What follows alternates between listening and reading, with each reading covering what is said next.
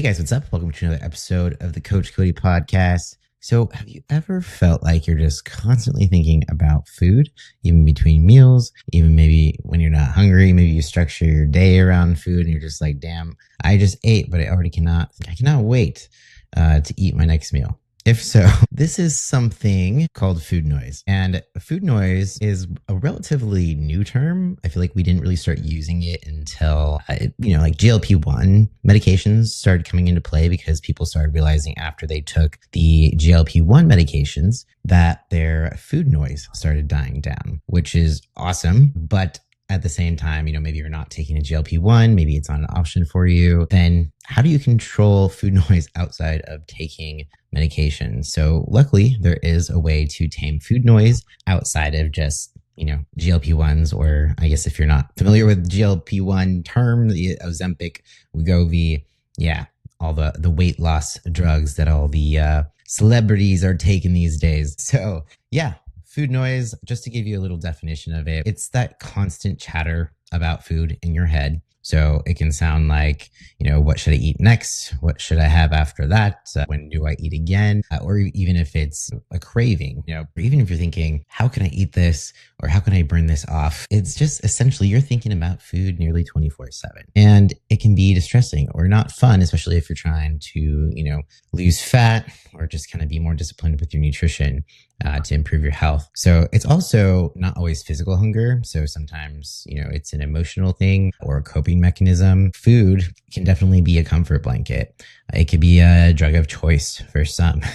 So it kind of has its way of, if you're dopamine, right? So if you're just looking for dopamine hits, you're looking to feel better in the moment.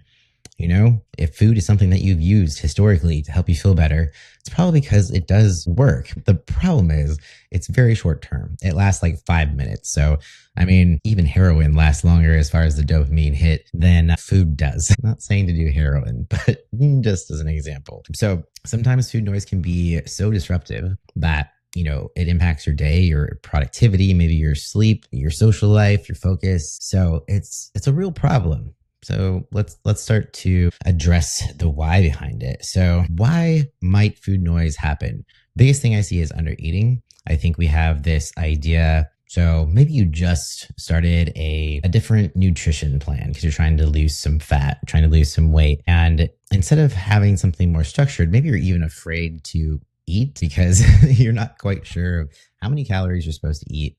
Or maybe you know how many calories you're supposed to eat, but you're thinking, if I eat much, much less than that, I will lose weight quicker. But it doesn't really work that way because the more you restrict, the more food noise you're going to get. So if you're not eating enough throughout the day, that food noise is going to be very strong. That's going to be something that can disrupt your focus at work. It can disrupt your social life. So making sure that you're eating adequate amounts of food to support your energy throughout the day is going to be very vital so that you're not just thinking about when the fuck can I eat next. And I think this is the biggest problem I see with things like intermittent fasting. If you have a lot of food noise, then intermittent fasting is really hard for one, but two, once you get past that fasting window, a lot of times it's just a free for all with a binge, right? So intermittent fasting, if you struggle with food noise a lot, can sometimes get you into a binge-restrict cycle that is really, really hard to get out of. So eating enough throughout the days so that there's another thing I see is even, not eating a whole lot or enough throughout the week. And then when it comes to the weekend, so maybe you have a little bit more distraction during the week because you are working, you have some structure. You're not just at home around food, constantly thinking about eating.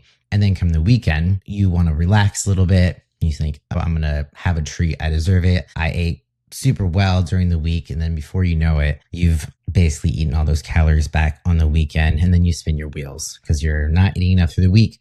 You binge on the weekends. And then it's just another binge restrict cycle. So again, eating more each day on average without the binging involved is one, going to be healthier for your relationship with food, but it's also going to prevent you from just constantly spinning your wheels. So try to avoid making the mistake of cutting your calories too much, going too low when you first start any sort of new diet or nutrition plan. So another thing that can lead to food noise is, nutrient deficiencies, so vitamins and minerals, but also not getting enough fiber or protein in your meals. You want to make sure your meals are balanced, have protein be the foundation of your meal. And then you want your carbs and your healthy fats, and really pile on the vegetables so you get that fiber, because that's going to keep you full. So fiber and fat, and well, healthy fats and protein, they slow down your digestion. So it's not just going to go like straight through you. When you think of it, for example, if you eat, let's say,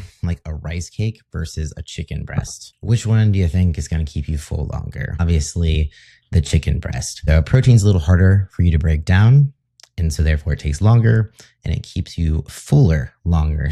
Making sure your meals are balanced are going to help with that food noise so that you're not hungry 5 minutes after eating.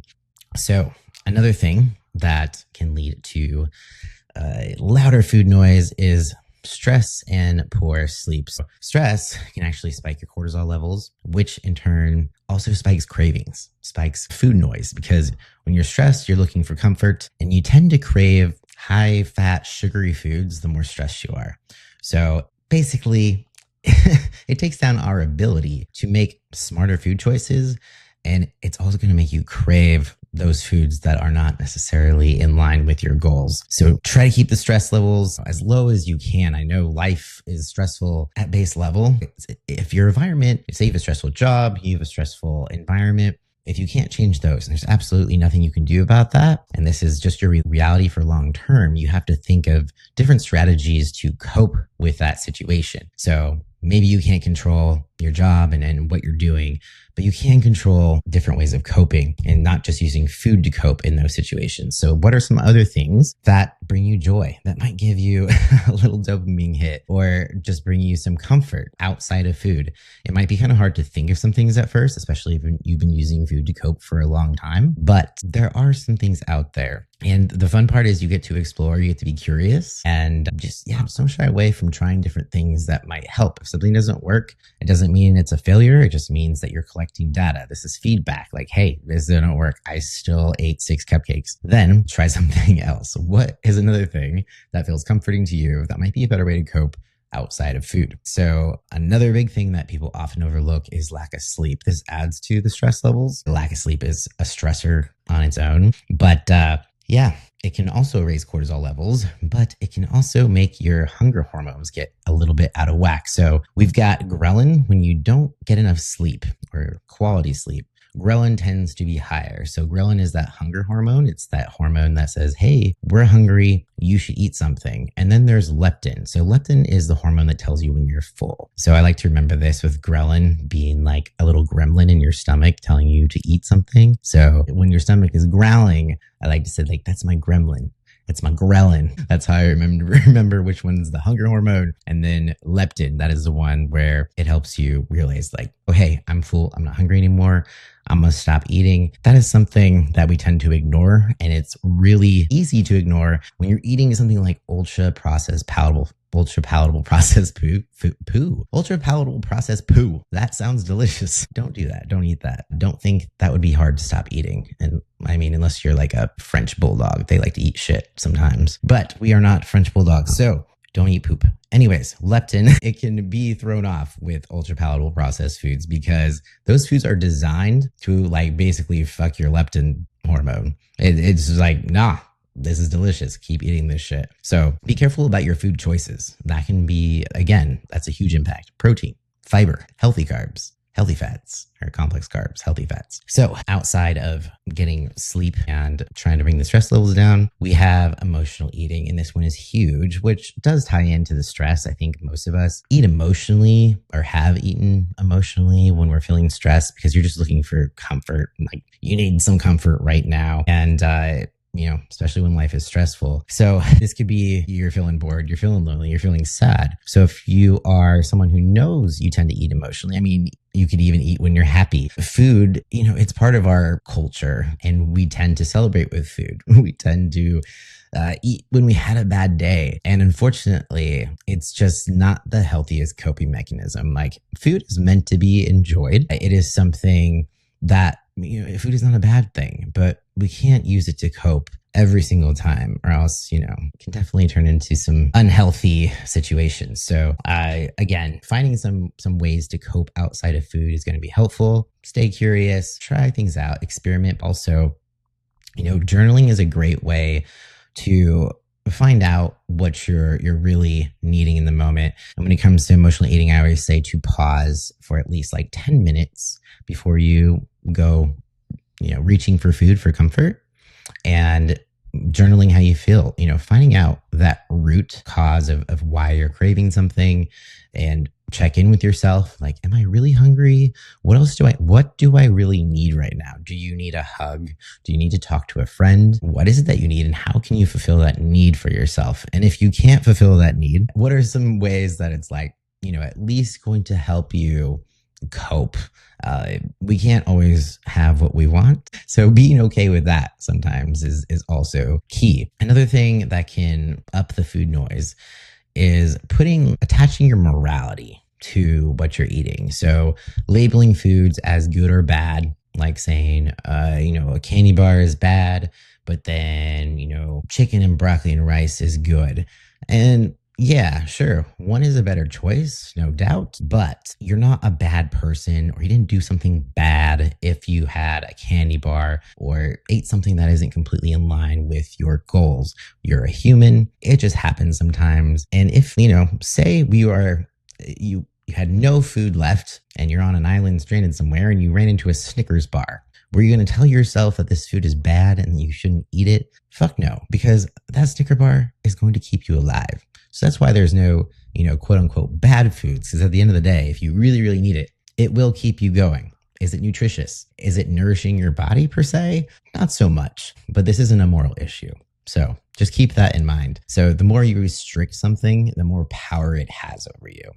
All right. So there's a difference too. I want to differentiate between restriction and restraint. It's okay to have boundaries with food and practice restraint. So restraint, well, I'll tell you what restriction might look like first. So say you're at a party, someone offers you a cookie and you say, oh, no, thank you. I can't eat that. That is restriction. So restraint is someone offers you a cookie and you say, no, thanks. I'm not hungry right now. I'll have a cookie at another time. So that is restraint. It's a boundary. It's a healthy boundary. And it's okay to say no sometimes. Just because you say no to a cookie doesn't mean you're restricting yourself. It's just like any other relationship. It is okay to have boundaries. It's okay to say no sometimes. And that's actually a healthy thing. So again, let's just go over some signs that you're dealing with food noise. So these are just some common things. You might not even think or notice that you're dealing with food noise. I know oftentimes, like I've went through this list and realized, oh, okay, I didn't even realize that was necessarily food noise. So chances are the majority of us have dealt with it at some point or another. But here are the most common signs. So you feel like you're always hungry even after meals. You think about food even when you're not physically hungry. You plan your day around meals. You get anxious if plans change and your next meal is delayed. I feel like that happens to me. So I'm like, I'm hungry. I'm going to get hangry right now. Watch out. So you feel guilt or shame around eating certain foods. That's a huge one. You binge or overeat because you feel restricted. Just make sure to keep tabs on those signs. Check in with yourself if you're feeling a certain way. It's sometimes helpful to label that like, oh, that's food noise. It kind of separates it from yourself. Kind of like how with OCD, when I am able to label an OCD thought, it helps separate the OCD from me. Therefore, it is easier to kind of think logically and not let the OCD run my life. It's kind of the same thing with food noise. Maybe your brain is like, you really want that cookie. You need that cookie. You could be like, shut up, food noise. I don't need the cookie. I don't want it. I'm sure it tastes great and it would feel great for about 5 minutes, but long term, it's not going to get me closer to my goals. So sometimes naming it can be helpful. So let's talk about, more reframes or I already kind of talked about ways that you can reframe things and not obsess about food as much. But some other things I think I missed. So eating on a regular schedule. This is something that can also, I always say adults are like big babies. Just because we grow up doesn't mean that we don't need a food schedule anymore. So eating at similar times of the day, every day is going to be helpful. It helps you eat more intuitively because you might notice that you get hungry around the same times each day. So try to keep on a meal schedule so that you don't forget to eat and then be ravenous later on, and just keeping to that schedule shows your body like, hey, Like there's food coming. You know that there's food coming. We eat at the same time each day. Mindfulness, mindful eating. So when you're eating, slow down, put your phone away if you have to. Make sure you're chewing your food. Make sure you're observing the taste, the texture, and you're not distracted while you're eating so that you can really, truly enjoy that meal. And I think, we eat many times while we're working, driving, while we're watching TV, which isn't necessarily as problematic as long as you're still like practicing eating slow and still paying attention to what you're eating and not just like scarfing it down while you're watching something. So try not to multitask while you're eating. It can be very helpful to not eat while you're on the go because it's hard to enjoy food when you're on the go. I tend to like not want to eat unless I'm able to sit down and it's like quiet and I'm able to enjoy my food. I'm a really slow eater, but that's just because I love food so much. I just want it to last as long as possible. So yeah, slowing it down means it's going to last longer versus just inhaling it and then being like, did I even eat that? I don't, it's already over. So chew your food thoroughly and stopped when you're like full, but not overstuffed. So not all you can eat buffet stuffed, but satisfied. Like, all right, that was just enough. I'm not hungry and I'm not overly full to where I feel like really uncomfortable. It's just, you're satisfied. Some other ways to reduce some triggers is, this is a big one that I don't know that we think about often. Back in the day, we didn't have social media, but we did have like food blogs and Food Network, of course. I feel like pretty sure my food noise was so loud, it sent me to culinary school because I was very hungry at the time that I signed up for culinary school. Oh, just kidding, kind of. But yeah, one way to make your food noise even louder is if you follow like a bunch of food focused accounts on Instagram where they're posting amazing looking food. Unless you're a chef, you're really just doing yourself dirty. Like I used to follow a bunch of food accounts, but it was the ideas of like what to cook, how to plate things. But now that I am no longer cooking for a living, I don't really follow any food accounts, or at least I don't see them in my algorithm because I don't interact with them, because most of the times I am watching how I'm eating. And the more food I see on social media, the more it's triggering cravings, or the more it's triggering the feeling like I'm hungry when I'm not, because it's just, you see the food and your brain does the thing where it's like, yes, food, eat the food. We don't need to eat the food. So same with TV. Be careful of what you're watching. If you're watching Food Network after you get off work, yeah, of course you're going to be craving something delicious because they're creating something delicious in front of you. You could have had a whole ass dinner and you're still watching Food Network, and then you start craving whatever it is they're making on TV, whether it's cakes or something random that they made on Chopped. So just be careful of the media that you're consuming that contains a lot of food. Another thing is to reduce the triggers inside your house and your environment. If you have snack foods, quote unquote junk foods in your house, you can only resist them for so long. We do not have infinite amounts of willpower. We have a very limited amount of willpower. Something that people, tell me is like, oh, I wish I had your discipline. Trust me, it's not discipline. I know myself well enough that I cannot keep certain foods in the house or I'm going to eat them. So it's just my environment. I know that I cannot keep a lot of things in my environment. And if I did, I would be like anyone else. So really controlling those foods that are in your home can be helpful to, at least it's creating a small step or a small barrier to getting those foods, because maybe you have to either DoorDash it and spend your life savings trying to get it because you got to pay the tip and the delivery fees and it's marked up and all that shit, or you have to go out and get it. And if you're already in your pajamas or it's late at night, chances are you're not going to do that. If you do, then you know what? Fuck, maybe you deserve it. Because I know I'm sure as hell I'm not going to go out and get something after probably about 8 p.m. So maybe try to sleep in those moments instead of searching for that food that you're craving. And a lot of times cravings pass. So again, using that 10 minutes to pause before you go and act out on whatever it is that you're craving. So as far as emotional triggers go, again, journaling when you start noticing cravings or when you're like fixating on food, and therapy, stress management, those are all going to be keys when something emotional is going on. So planning ahead can be very helpful. Meal prepping, because you're reducing decision fatigue, which if you've got a lot going on, if you're already overwhelmed, creating more decisions for yourself throughout the day is a great recipe for eating impulsively, because maybe it's 2 o'clock, you haven't eaten lunch yet, you haven't planned out a meal, nothing is cooked, you're really tired. So then you order something in And it isn't the healthiest option because you're craving all the things because you're already hungry. And hey, why not go balls to the wall if you're ordering something on DoorDash anyways, right? Just kidding. There are healthy options you can order on DoorDash. So it's not an excuse all in it of itself. You can still make healthy choices even if you impulsively need to order out. Or maybe you didn't plan as well as you had hoped you were going to plan. It's at least a step better if you're making a healthy choice, even if you have to, order from DoorDash. So yeah, it's decision fatigue. I think we underestimate because think of how many decisions. I Googled it once and it was something along the lines of like 30,000 decisions that we make a day.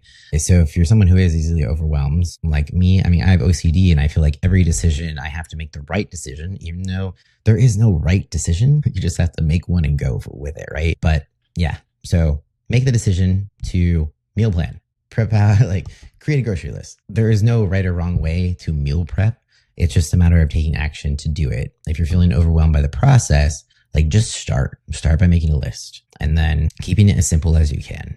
All right. So, the more you do this, the more you practice these things, the more you're going to build trust in your body. And, the goal is to nourish and not control. So you're not trying to micromanage absolutely everything that goes in your mouth, but do think of how you can nourish your body.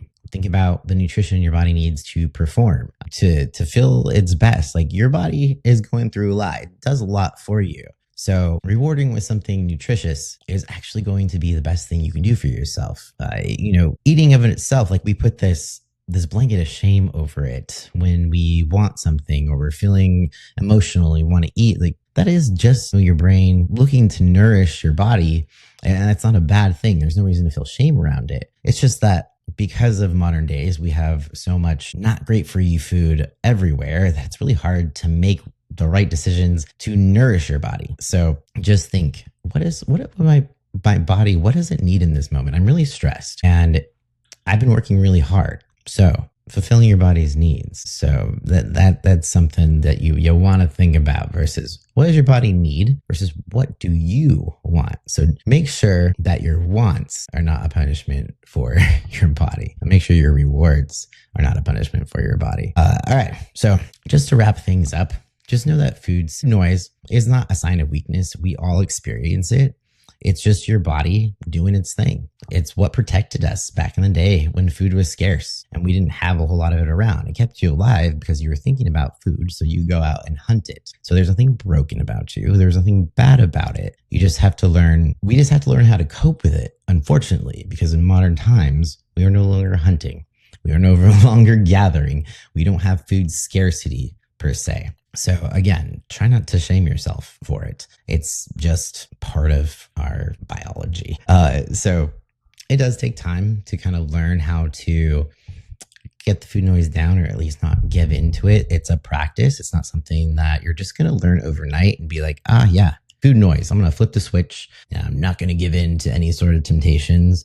Again, it's a practice. The more you practice mindfulness, the more you practice not just impulsively reaching for something that is not in line with your goals, the easier it gets. I'm not going to say it ever gets easy. It really doesn't, but it does get easier. All right. And you don't have to be perfect about it. Like you just have to be consistent. So even if you slip up and maybe you fall into a whole thing of cupcakes or Oreos, it doesn't mean that you failed. It just means that you're still learning. So what can you learn from the situation and how can you do better the next time? Be compassionate with yourself because I will tell you from experience, not once has shaming myself or beating myself up ever gotten me anywhere closer to my goals. It only pushes you back because you just get discouraged and you tell yourself you're a failure and then you just want to go into fuck it mode. And fuck it mode is not a mode that you want to be in unless it's like fuck it mode in the sense of I'm not going to give a fuck about what other people think anymore and I'm going to do what's best for me. So fuck it mode and the do what's best for you situation is not listening to the food noise and telling, food noise to fuck off, but not the fuck it mode where you give into it and you're like, fuck my health and all that. I'm just going to eat whatever I want. So I do want to encourage you to, journal about your own food noise. Be aware of when it is happening, maybe jot it down. When is it the loudest? What tends to trigger it the most? Even just knowing those things can be very helpful in how you move forward and some steps you might need to take or put in place in order to not just fall completely victim to your own food noise. But yeah, that about wraps it up. But if you have any food noise stories to share, I would love to hear them. I know it's something that we don't talk about much. I think we're talking about it more, which is great.